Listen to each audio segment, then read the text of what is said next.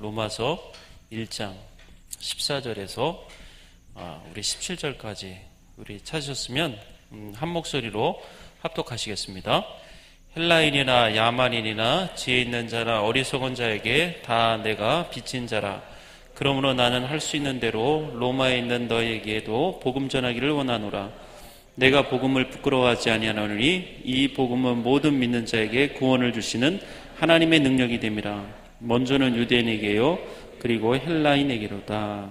복음에는 하나님의 의가 나타나서 믿음으로 믿음에 이르게 하나니 기록된 바 오직 의인은 믿음으로 말미암아 살리라 함과 같으니라. 아멘. 오늘 말씀의 제목은 자랑스러운 복음이라는 제목을 가지고 짧게 말씀 나누겠습니다. 제가 어렸을 때 저희 아버님이 사업에 실패를 하셨습니다. 그래서 빚을 많이 지게 되었어요. 그럴 때 이제 고생하신 분이 저희 어머니십니다. 왜냐하면 저희 어머니는 가정 경제를 책임져야 되기 때문에 여러 군데서 이제 빚을 많이 끌어다 썼습니다. 그럴 때 이제 제가 어렸을 때 기억나는 것이 그 어머니 입술 속에서 늘 나오는 말이 있었습니다. 빚쟁이가 찾아오면 항상 그 입술 가운데 죄송합니다, 미안합니다, 나중에 꼭 갚겠습니다. 뭐 큰 죄인이나 된 것처럼 늘 그것을 입술 가운데 나오게 되었다는 거죠. 그래서 어렸을 때 굉장히 그런 것으로 인해서 좀 무거운 상처 아닌 상처를 받은 적이 있습니다. 그리고 어머님이 초인종 벨소리만 딱 울려도 깜짝깜짝 놀래요. 혹시 빚쟁이가 빚 받으러 오지를 않았나. 그리고 전화벨이 울려도 깜짝깜짝 놀라시고 그렇습니다. 이 채권자는 채무자를 주장하게 되어 있죠. 그래서 채무자는 이제 거의 종이나 같습니다. 항상 눌려 있고 항상 부담 가운데 있습니다. 요즘 신문지상에서 여러 자살이나 살인 그리고 뭐 강도, 절도, 사기 이런 배우를 다 이렇게 조사를 해보면 대부분 빚이 너무나 많기 때문에 그 빚 때문에 그 중압감을 이기지 못해서 살인을 저지르고 그리고 자살도 하고 또 많은 사건들도 일으킵니다. 얼마 전에 그 아이 셋을 다 아파트에 다 집어 던지고 본인도 죽었던 그런 안타까운 사건을 접했는데 그 배우를 보니까 역시 카드빚이었어요. 그래서 빚을 이기지 못해서 정말 그 마음 가운데 빚진 자는 거의 종이나 다름없습니다. 이 사람이 빚을 졌으면 이렇게 참 종처럼 살 수밖에 없는, 그런데 사도 바울은 오늘 본문에 뭐라고 하냐면 내가 빚을 진 자라, 빚쟁이, 채무자다 이렇게 이야기를 하는 것입니다. 헬라인이나 야만인이나 지혜 있는 자나 어리석은 자에게 다 내가 빚진 자라. 왜 본인이 빚진 자라고 이야기합니까? 본인은 예수님을 믿는 사람을 핍박하던 그런 사람이었습니다. 그런데 다메섹 도상에서 정말 하나님을 극적으로, 예수님을 극적으로 만나고 거듭나게 된 사람이죠. 그렇게 거듭난 사람에게 예수님께서 중차대한 사도의 직분을 맡기시고 복음을 전하게 하신 것입니다. 그러니까 정말 사도 바울 입장에서는 본인이 아무것도 한 것이 없는데도 불구하고 놀라운 하나님의 은혜를 받은 것입니다. 그래서 사도 바울이 자신은 빚진 자다 이렇게 표현을 하고 있다라는 것입니다. 아무것도 한 것이 없습니다. 그런데 하나님께서 그렇게 은혜를 베풀어 주셨어요. 우리 역시 하나님의 은혜를 받고 구원을 받았지만 우리가 한 것이 아무것도 없습니다. 우리가 너무나 잘나가지고 하나님께서 구원해 주시고 은혜 베풀어 주시고 믿음 주신 것이 아니라 우리는 우리 편에서 한 것이 아무것도 없는데 하나님께서 일방적으로 나를 택하시고 나에게 믿음을 부어주시고 은혜를 베풀어 주셔서 이 자리에 있게 하셨다라는 것입니다. 할렐루야. 초등학교 담임 선생님이 우리 초등학교 1학년 학생에게 시험 문제를 질문을 던졌어요. 그리고 답을 하라고 그랬습니다. 여러분의 부모님이 여러분들을 그렇게 극진히 끔찍히도 사랑하는 이유에 대해서 짤막하게 쓰시오라고 이렇게 질문을 던졌습니다. 그리고 나서 아이들이 쪽지에다가 그 어머님이, 그 아버지가 자기를 끔찍히도 사랑하는 이유에 대해서 쭉 적기 시작했어요. 그곳에서 1등으로 뽑힌 사람에게는 좋은 상을 주겠다고 이제 그렇게 걸었는데 상품을 걸었는데 1등으로 뽑힌 답이 나왔어요. 그 1등으로 뽑힌 답이 무엇이냐면 이렇게 썼어요. 그 학생이 그러게나 말이에요. 그 초등학교 1학년생이 그러게나 말이에요 이렇게 썼어요. 이 초등학교 그 1학년 그 아이는 입장에서 보면 부모님이 자기를 왜 사랑하는지 자기는 이유를 알 수가 없다라는 것입니다. 그렇게 말썽을 피고 늘 앙탈을 부리고 말 안 듣고 속색이고 그러는데도 불구하고 그럼에도 불구하고 그렇게 극진하게 자기를 돌봐주시는 것에 대해서 자기도 이유를 알 수 없다라고 표현을 그렇게 어른들이 쓰는 말로 그러게나 말이에요 이렇게 썼어요. 우리도 마찬가지죠. 우리도 하나님께서 왜 우리를 일방적으로 그렇게 사랑하시는지 우리가 알 수가 없어요.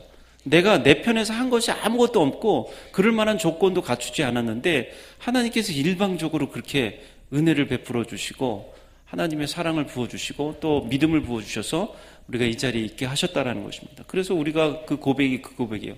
그러게나 말이에요. 우리가 예수님께 그 빚을 다 갚을 수가 없습니다. 우리 평생에 어떤 일을 하더라도 그 빚을 다 갚을 수가 없어요. 갚을 수가 없기 때문에 우리가 하나님 앞에 그 빚을 갚겠다고 이야기하는 것이 교만입니다. 여러분들이 이 606 성회를 위해서 헌신하죠. 자원해서 왔습니다.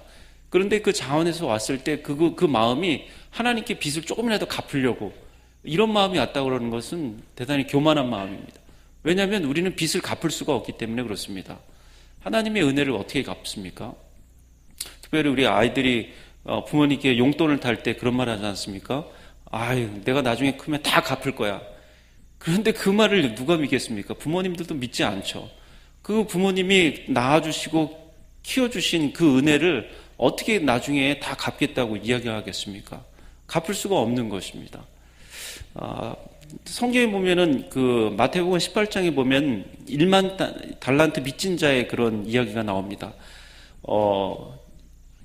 1달란트가 600데나리온이에요. 이스라엘에서 한 달란트를 주저한 적이 없습니다. 만든 적이 없습니다. 왜냐하면 너무나 큰 액수이기 때문에 이것을 주저한 적이 없어요. 그냥 단위로만 존재하는 것이 달란트입니다. 우리도 그렇지 않습니까? 100만 원짜리 화폐 주저된 적이 있습니까? 수표로는 나오지만 실제적으로 화폐로는 100만 원짜리 주저된 적이 없죠. 마찬가지로 달란트는 그냥 그 단위로만 존재하는 그런 개념입니다. 굉장히 아주 높은 액수죠. 600데나리온이라면 1년 동안 벌어야지 벌 수 있는 돈입니다. 1만 달란트라는 것은 우리나라 돈으로 환산을 하면 약 3조 원이 됩니다. 3조 원. 그 예수님께서 용서에 대해서 가르쳐 주시면서 그 3조 원에 대해서 그 말씀을 하시죠. 그러면서 그 종에게 3조 원을 갚으라고 그 주인이 이야기합니다. 그랬더니 그 종이 뭐라고 얘기합니까? 그 3조 원을 자기가 갚겠다고 그렇게 이야기를 합니다. 그러니까 그 주인이 너무나도 기가 막혀가지고 너무나 불쌍하지 않습니까? 자기가 평생 어떻게 3조 원을 갚습니까? 그러니까 너무나 그 불쌍히 여겨가지고 그것을 다 탕감해 주죠. 그런데도 불구하고 그 종은 300데나리온, 그러니까 몇백만 원밖에 빚지지 않는 사람이 멱살을 잡고 그 다음에 감옥에 가둔 것이죠. 그런 것이 이제 1만 달란트 비유에서 나옵니다. 이 종이 교만한 것이죠. 자기가 3조 원 갚으라고 했을 때는 그때는 그 주인에게 싹싹 비는 것입니다. 제 평생에 어떻게 3조 원을 갚겠습니까? 저에게 불쌍히 여겨주시고 긍휼히 여겨주셔서 정말 빚을 탕감해 달라고 그렇게 이야기를 하는 것이 겸손한 자의 모습이죠. 그런데도 이 종은 자기가 다 갚겠다고 그랬어요. 우리도 마찬가지입니다. 우리가 하나님의 그 은혜를 어떻게 다 갚습니까? 갚지를 못해요. 그럼에도 불구하고 우리는 늘 마음의 심령 가운데는 그 빚진 자 의식이 있어야 된다는 거죠. 빚진 자 의식. 우리 하나님께 빚을 졌다. 갚을 수는 없지만 그 빚진 자 의식은 있어야 된다라는 것입니다. 그러면 우리가 어떻게 우리 하나님께 그 빚진 자 의식으로 살아갈 수 있는가? 그것은 복음을 전하면서 그 빚을 갚을 수가 있다. 갚지는 못하지만 복음을 전하면서 내가 복음을 전한다라는 것이 바로 빚진 자 의식을 가진다라는 것이죠. 복음을 전하지 않는다는 것은 그 빚진 자 의식도 없다라는 것입니다. 그래서 15절에 그러므로 할 수 있는 대로 내가 로마에 있는 너에게 복음 전하기를 원하노라. 복음을 전한다. 복음을 전하면서 하나님의 빚을 갚는다라는 것이죠. 우리가 빚진 자 의식은 복음을 전할 때도 겸손하게 전하는 것입니다. 정말 내가 일찍 믿었기 때문에 저 사람에게 복음을 전한다. 아니면 저 안 믿는 사람이 불쌍해서 전한다. 그것이 아니라 빚진 자 의식이 있는 사람은 정말 겸손한 마음으로, 우리가 밖에 나가서 그냥 예수천당 불신쭉 하면서 막 왜 믿으세요 막 하면서 뭔가 그 믿는 사람으로서의 우월자 의식에서 복음을 전하는 것이 굉장히 많이 보입니다. 그것이 아니라 정말 겸손한 자세로서 그렇게 복음을 전하는 것이 바로 빚진 자의 모습이라는 것이죠. 우리가 그리스도의 사랑을 나누는데도 마찬가지입니다. 빚진 자 의식을 가진 사람은 그리스도의 사랑을 나누더라도 굉장히 겸손하게 그렇게 그리스도의 사랑을 나눈다라는 것이죠. 자기가 많이 가졌기 때문에 정말 남에게 나눠준다. 이것은 빚진 자 의식을 가진 사람의 모습이 아닙니다. 예수님께서 뭐라고 그랬습니까? 너희가 거저받았으니 거저 주어라. 그러니까 내가 갖고 있는 것이 많기 때문에 내가 이 정도 있기 때문에 나눠주는 것이 아니라 그 사람이 부족하고 가난하기 때문에 나눠주는 것이 아니라 내가 빚진 자 의식으로 정말 이거밖에 줄 수 없어서 정말 미안해하면서 겸손해하면서 그렇게 나눠준다는 것이죠.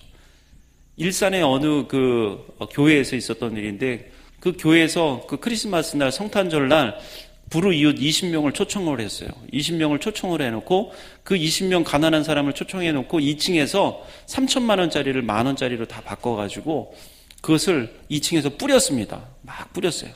왜냐하면 그 불우이웃 그 20명이 그곳에서 그것을 받는 것이죠. 떨어지는 그 돈을 재량껏 그 떨어지는 걸 주셔서 가지러 가라는 것입니다.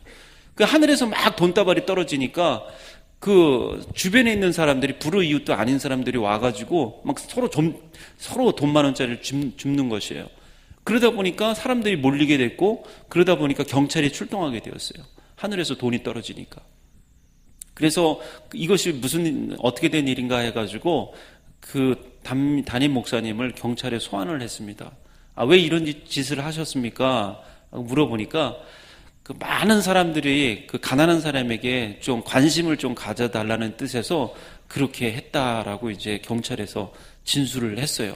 물론 의도는 좋습니다. 의도는 되게 좋아요. 뭐 그런 걸 통해 가지고 그런 이벤트를 통해 가지고 많은 사람이 뉴스에도 나왔으니까 얼마나 성공했겠습니까? 하늘에서 돈을 뿌려 가지고.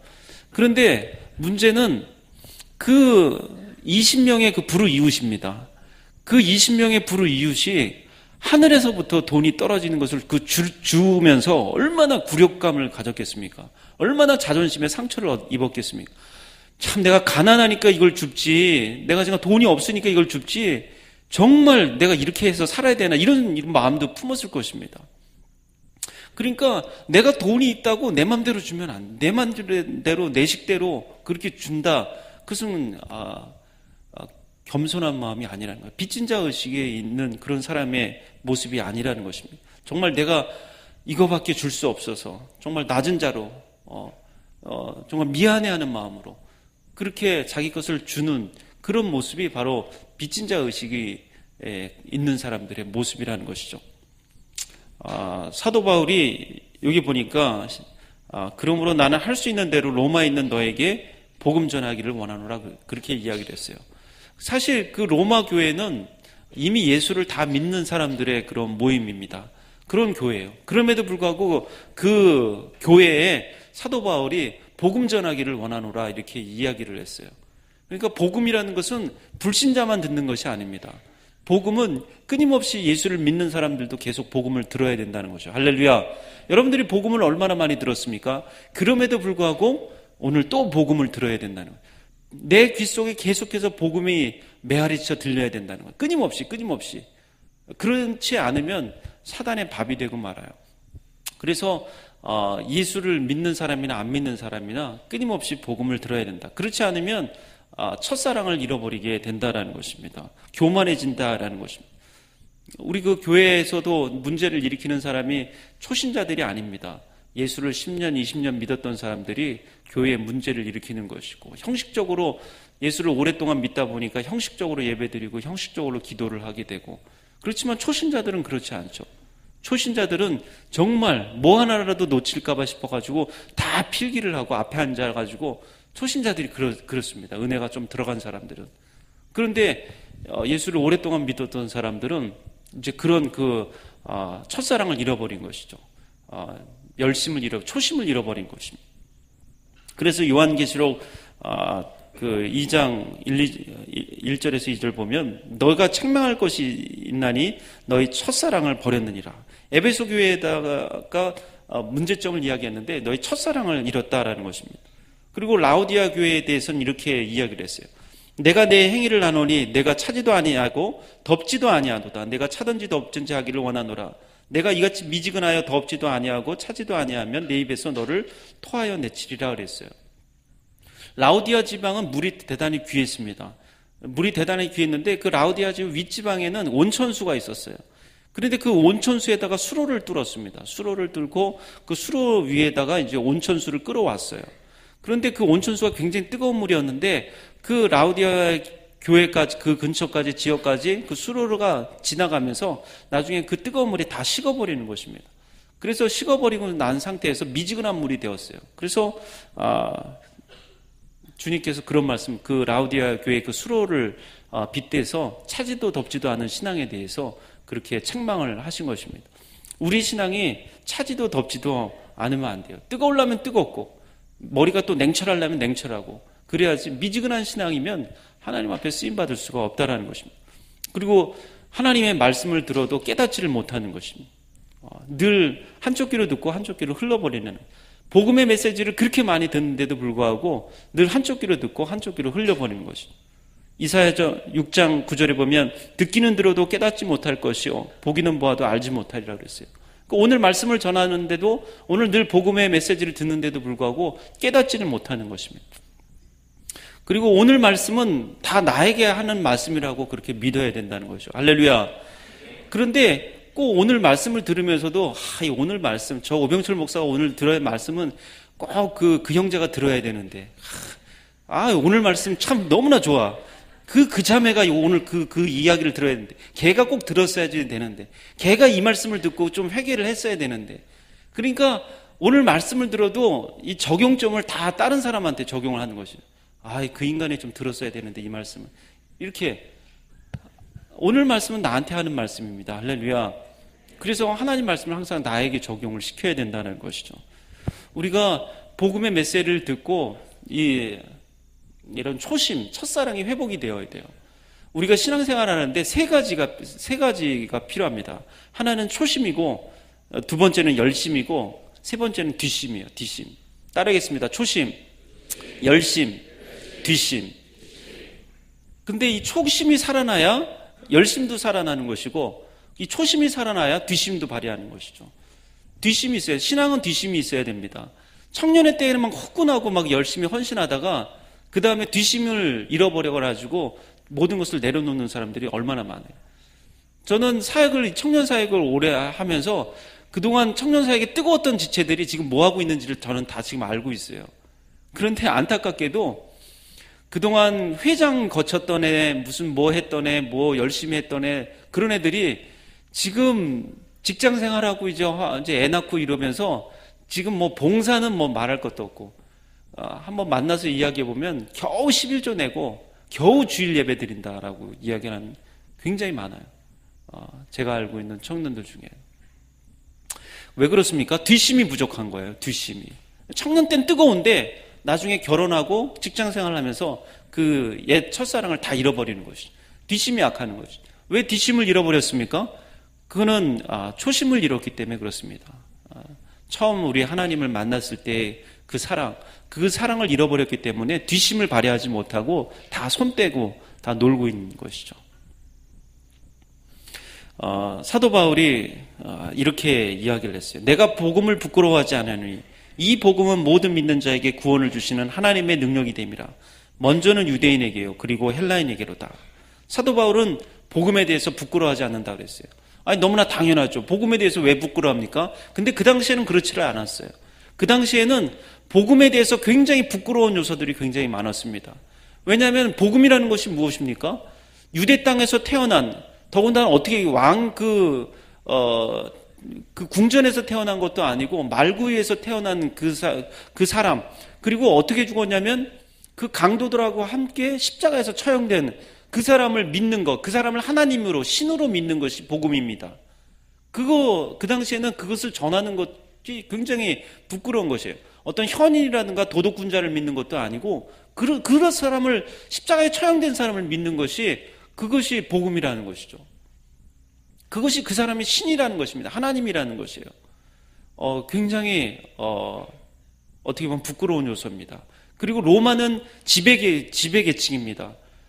그리고 이스라엘은 피지배 민족입니다. 그러니까 피지배 민족에서 말구에서 태어나고 십자가 위에서 처형된 사람을 하나님으로 믿는다. 굉장히 부끄러운 것이죠. 그리고 대상도 그렇지만 믿는 사람들도 마찬가지예요. 믿는 사람들도 그 당시에는 다 귀족들이라든가 돈 있는 사람 믿은 것이 아니라 굉장히 가난한 사람, 그리고 로마 교회의 구성원들이 대부분 노예 출신 가난한 사람들입니다. 그러니까 믿는 대상도 그렇고 믿는 사람들도 그렇고 다 부끄러운 요소입니다. 그럼에도 불구하고 사도 바울은 내가 복음에 대해서 부끄러워하지 않는다라고 그렇게 담대하게 이야기를 하는 것입니다. 우리가 무언가에 대해서 확신이 없으면 부끄러워하게 되어 있죠. 내가 복음에 대해서 확신하지 못하면 부끄러운 것입니다. 예수 믿는 걸 당당하게 드러내지 못한다라는 것이죠. 부끄러워하기 때문에 그렇습니다.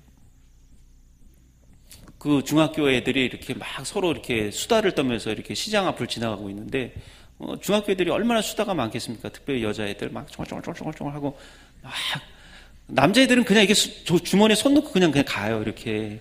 근데 여자애들은 몇 명만 이렇게 모이면 계속 수다 떨면서 가죠.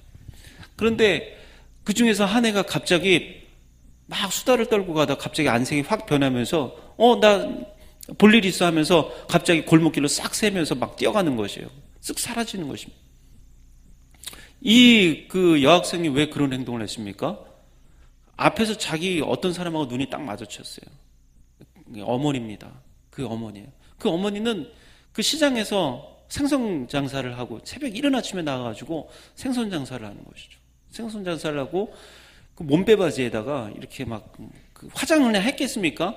지금 시장에서 나와가지고 이제 시장에 생선을 다 팔고 오는 그런 길이었는데 화장이라도 제대로 했겠어요? 그냥 막 깨지지한 옷에다가 몸빼바지 입었지. 그러니까 이 여학생이 자기 엄마인 걸 부끄러워한 거야. 그러고 나서 순간 엄마가 아는 체 할까봐 싹 빠져나간 거, 옆골목으로 싹 샌 겁니다. 자기 친구들한테 소개시켜준 게 너무나 창피해가지고.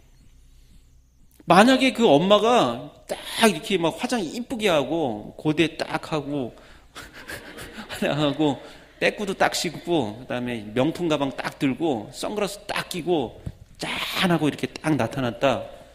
그러면은 그랬을 거예요. 얘들아 인사해, 우리 엄마야. 딱 그랬을 거예요. 그런데 엄마가 완전 생선전사 하느라고 완전 화장도 안 하고 그냥 깨지지 하고 몸빼바지에다가 그냥 이렇게 하고 나왔으니까 얼마나 창피해요. 싹 새버린 것입니다. 그럼에도 불구하고 그 엄마는 그 생선 장사하면서 그 외동딸 하나 잘 키우려고 그 외동딸은 남부럽지 않은 그 옷을 다 해주고 스마트폰 사주고 뭐 노트북 웬만한 거 갤럭시 탭 다 사주고 뭐 유행에 뒤처지지 않으려고 그냥 웬만한 건 다 해주는 것이에요. 생선 팔아가지고 얼마나 남습니까? 그런데 그 파는 걸 갖다 다 딸에게 다, 왜냐하면 그 딸에 대한 사랑이 있기 때문에, 딸 하나는 제대로 키워야겠다라는 그 마음 때문에 다 해주는 것입니다. 그 어머니에는 그 마음 가운데 사랑이 있어요. 볼품없지만 사랑이 있는 것입니다. 그럼에도 불구하고 그 딸은 어머니가 부끄러운 것입니다. 자기 친구들에게 소개시켜주는 것이 너무나 부끄러웠다는 것이죠. 우리 그리스도의 사랑이 그렇습니다. 예수 그리스도의 사랑이 굉장히 볼품없는데 그 모든 인류가 감동할 만큼 사랑이 그 안에 있다는 것입니다. 할렐루야. 그 사랑이 강물처럼 흐르는 것이에요. 정말 볼품없는, 십자가 처형에 당했던 그 예수 그리스도, 그분 정말 아무것도 볼품 없는 분이었지만 그 안에는 사랑이 있다는 것입니다. 모든 인류를 다 구원하시고 또 우리에게 정말 넘치도록 사랑과 은혜를 주시는 그 사랑이 그 안에 있다는 것입니다. 할렐루야. 그러므로 우리는 그리스도를 자랑해야 된다는 것이죠. 자랑해야 되는 거예요. 내가 확신이 있으면, 그런 그리스도의 사랑에 대한 확신이 있으면 내 자랑한다는 거죠. 그렇지만 내 그런 확신이 없을 때는 숨긴다는 거죠. 감춘다라는 것입니다.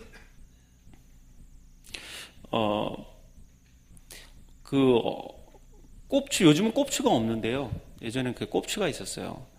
근데 그 엄마는 꼽추인데 그 아들 하나가 있는데 그 아들은 정상인입니다. 근데 그 엄마가 그 아들이 상처받을까봐 한 번도 학교를 찾아가, 스스로. 왜냐면은 그 친구들이 다 놀림받을까봐. 그러고 나서 그 졸업식 날도, 초등학교 졸업식 날도 안 갔어요. 그 아들을 위해서. 그 걸림이 될까봐. 그런데 어느 날 그 아들이 그 도시락을 안 가져갔어요. 도시락을 안 가져가지고, 마음 가운데 그 마음이, 엄마 마음이 아픈 거예요. 왜냐면 자기 아들이 밥을 굶고 있을 거라고 생각하니까, 마음이 아픈 거예요. 그래서 고민했어요. 이 도시락을 학교에다 갖다 줘야 되나 말아야 되나. 그러면서 그 마음 가운데 그냥, 그 교무실 앞쪽에다만 그냥 갖다 놓자. 그 이름 써놓고 거기다가 우리 아가 이렇게 가져가게끔 잠깐 들리는 것이죠. 그러고 나서 도시락을 들고 학교를 찾아갔습니다. 학교를 찾아갔는데 그 학교에는 그 운동장에서 막 아이들이 막 놀고 있었는데, 그 많은 운동장에 아이들이 놀고 있었지만 자기 아들이 딱 보이는 거예요. 자기 아들은 딱 보여요. 저도 그래요. 저도 우리 애들이 막 운동장에서 막 여러 애들이 놀고 있는데도 내 아들은 딱 보여요. 이렇게 똑같은 옷을 다 입었는데 보여요. 그 아들하고 눈이 딱 마주친 거예요. 급히 그냥 너무나 당황해가지고 자기가, 왜냐면 아이들 친구들도 있는데 그 아들한테 걸림이 될까봐 그래가지고 막 급하게 돌에 나오는 거예요. 막 도시락은 건네줄 생각도 안 하고 급하게 돌아서 이제 교문으로 막 나가려고 하는데, 저기에서 그 아들의 목소리가 들리는 것입니다. 엄마 나 여기 있어. 엄마 나 여기 있어. 깜짝 놀란 거예요. 이게 아들이 목소리인가 딱 들어보니까 정말 그 아들이 따라오는 거예요. 저기서 엄마 나 여기 있어. 그러니까 그 아들하고 그 운동장에서 딱 만난 거예요. 그리고 나서 그 아들 중심으로 또 친구들이 따라온 거예요. 그런데 그 친구들이 그 아들에게 이렇게 얘기합니다. 이 아줌마 누구야? 이 여자 누구야? 막 이러는 거야. 깜짝 놀랐던 거죠, 그 엄마가. 그런데 그 아들이 그러는 것이, 우리 엄마야, 우리 엄마. 니네 엄마야? 막 친구들이 깜짝 놀라는 거야. 니네 엄마야? 막. 그러니까 이 아들이 우리 엄마야, 뭐 인사해. 뭐 너무 당당한 거야, 아들이. 그래가지고 자기만 얼굴이 빨개져가지고 그 다음 그냥 뒤돌아면서 미안하다 아들아, 미안해 하면서 그냥 이러고 왔어요. 엄마 뭐가 미안해? 엄마도 인사해. 서로 인사하고 왔어요. 그날 저녁이 되었어요. 저녁에 아들을 불렀습니다. 얘야, 나 그 운동장에서 친구들하고 같이 있을 때 안 창피했니? 뭐가 창피해? 옛날에는 그랬는데 지금은 하나도 안 그래요. 엄마가 나를 얼마나 사랑하는데, 엄마가 나를 너무나 사랑하고 그러는 거 내가 아는데 뭐. 이제는 다 그런 거 다 초월했어, 엄마. 초월했어. 엄마 당당하게 그 학교 와도 돼. 그리고 나 하나도 안 부끄러워. 하나도 안 부끄러워. 엄마가 그런 거 뭐 엄마 때문에 그렇게 태어난 것도 아닌데, 괜찮아, 엄마. 너무나 쿨하게 얘기하는 거예요. 그러니까 갑자기 눈물이 막 나오는 거예요, 그 엄마가. 정말 철부리친 줄 알고, 정말 아무것도 모르는 그런 애인 줄 알았는데, 애가 성숙한 거예요, 성숙한 거예요. 그 순간 막 눈물을 펑펑 흘리면서 그 아이를 안아서 울면서 안아줬어요. 그리고 그 마음에 결심을 한 거예요. 내가 이 아들을 위해서 내가 평생 다 모든 걸 해주게요. 정말 모든 걸 다 고생을 하더라도 이 아들할 만큼 잘 키워야겠다. 이제 그런 생각을 한 것입니다. 모든 것을 다 줘야겠구나. 그런 마음을 한 것입니다. 그렇습니다, 여러분. 여러분, 우리가 예수님, 내가 창피하지 않고 이렇게 증거하고 창피해하지 않고 예수님을 자랑하면 예수님도 우리를 인정해요. 할렐루야. 내가 예수님 모른다고 그러고 내가 예수님 부끄러워하고 그렇게 하면 예수님도 우리를 모른다고 하고 우리를 부끄러워할 것입니다. 그런데 예수님을 우리가 자랑하고 부끄러워하지 않으면 예수님도 우리를 부끄러워하지 아니하고 우리를 드러내신다, 높여주신다는 거죠. 할렐루야. 그게 복음의 원리입니다. 우리가 예수님을 높이는 만큼 예수님이 우리를 높여주실 것이에요. 왜 그렇습니까? 왜 부끄러워하지 않습니까? 17절에 이렇게 하죠. 복음에는 하나님의 의가 나타나서 믿음으로 믿음에 이르게 하나니 오직 의인은 믿음으로 말미암아 살리라 그랬어요. 오직 의인은 믿음으로 말미암아 살리라. 할렐루야. 종교개혁자 마틴 루터가 오직 의인은 믿음으로 말미암아 살리라, 이 말씀을 깨닫고 종교개혁을 일으켰어요. 이 말씀을 깨닫지 못했을 때는 늘 그 수도원 생활을 하면서 수행으로, 고행으로 하나님의 진리를 깨달으려고 몸부림을 쳤는데도 그렇게 되지 못했다는 거죠. 성 빌라도 계단 성당이라는 데가 있습니다. 거기 보면 그 수도사들이 다 순례를 하면서 마지막 그 빌라도 계단이라는 곳을 이제 해요. 근데 그 빌라도 계단에 보면은 다 유리가루를 뿌려놨습니다. 그 유리가루를 그 마틴 루터가 예수님의 그 고행에 동참한다라는 그런 의미로 그 유리가루를 기어 올라갔습니다. 무릎으로 골고다 언덕을 기어 오르는 것처럼 그 수도사들이 그 빌라도 계단을 그 무릎으로 기어 오르는 것입니다. 막 기어 오르면서, 그러면서 온몸에 피가 낭자하죠. 그런 고행을 통해서 예수님의 그런 고행에 동참하려고 하는데 마음에 평강이 없는 것입니다. 마음에 기쁨이 없는 것입니다. 이렇게 해서 내가 구원을 받는 것인가? 내가 이런 고행을 통해서 하나님의 그런 그 진리에 이르고 구원에 이르는가? 그거에 대해서 막 몸부림치는 것입니다, 마틴 루터가. 그런데 그가 로마서 말씀, 오늘 이 말씀, 오직 의인은 믿음으로 말미암아 살리라. 오직 의인은 믿음으로. 이것을 깨닫고 그가 다시금 그렇구나, 고행을 통해서 하나님을 만나는 것이 아니라 믿음으로 만나는구나. 할렐루야. 오직 의인은 믿음으로 말미암아. 솔라 피데. 오직 믿음은 오직 믿음. 그래서 종교개혁을 일으키는 것입니다. 우리가 온전히 믿음으로 나와야 될 줄 믿습니다. 오직 믿음으로. 특별히 우리 606 성회 가운데 다 정말 우리가 믿음으로 나온 것이, 믿음으로. 우리가 이렇게 서포터스로 나오게 된 것도 믿음입니다. 하나님의 영광을 그날 보고자 하는 그런 열정으로 우리가 나온 것이, 정말 복음을 부끄러워하지 않고 그 연세대 그 캠퍼스 가운데 하나님의 찬송과 하나님의 예배가 드려지고 그 영광을 내가 동참하기 위해서 우리가 이 자리에 있는 줄 믿으시길 바랍니다.